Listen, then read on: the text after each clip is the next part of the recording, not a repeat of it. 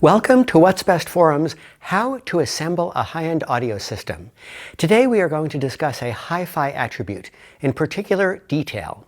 Detail is the most subtle, delicate sounds we hear from an original recording. When you go to a live music venue, when you go to Walt Disney Concert Hall or Carnegie Hall, do you go in thinking, I can't wait to hear all of this detail. I want to hear the conductor's fingers on the turning the pages. I want to hear the biting of the mosquito on the guy's neck. I want to hear every single little detail possible. That's my enjoyment from this performance, the detail.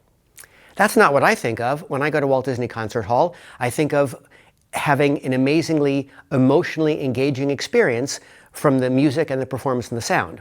It is very common in today's high-end audio industry to focus on what we call hi-fi attributes. Things such as clearly delineated sonic images, pinpoint imaging, black backgrounds, low noise floor, detail. That's one perfectly legitimate way to look at things and to think about the kind of sound you like. But another way to think of it is to focus on holistic emotional engagement. How does the sound coming out of the stereo make me feel about the music? There's nothing wrong with thinking about detail, but I just want you to understand that that doesn't have to be your objective. If you choose to make a hi-fi attribute like detail your objective, I totally respect that, but I just want you to be conscious that that's what you're doing. It's very common in dealers today and manufacturers today to focus on these hi-fi attributes, to suggest components which tend to maximize detail and emphasize or perhaps overemphasize leading-edge transients. These days, a lot of contemporary audio systems focus on maximizing detail. A lot of solid-state electronics, beryllium tweeters in some applications, different kinds of drivers. A lot of the components we see very popularly marketed today, components which I personally think, not right or wrong, but just subjectively, I think tend to generate hi-fi attributes as opposed to emotional engagement. So when you go to the stereo store, I just want you to be thinking about what is your objective. Are you trying to achieve emotional engagement with the music you love? Are you trying to hear every detail in the recording? If the detail like that sounds natural to you, that's fine. For me personally, it doesn't sound natural to me, so that is not my personal high-end audio objective. Personally, I'm just completely tired of the sound of a lot of the contemporary systems we hear, things like a Boulder on YG or D'Agostino on Magico. That's just not a emotionally involving sound to me. But if that's what works for you, go for it. I just want you to be conscious of the sonic decisions you're making and to make sure that your efforts are actually targeted towards achieving your personal high-end audio objectives. I have owned and loved vacuum tube logic amplifiers for about 25 years.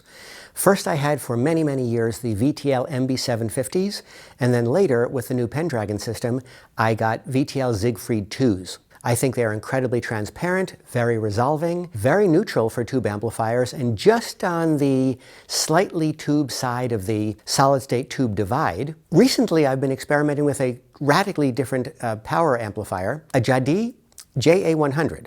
The VTLs are 750 watts per channel, Class AB push-pull.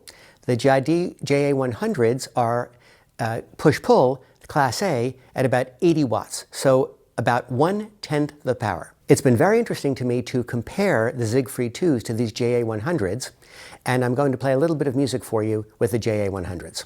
I never made promises lightly.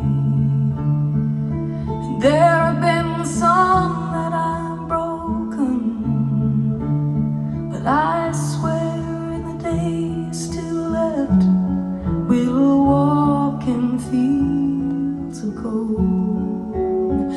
We'll walk in fields of gold.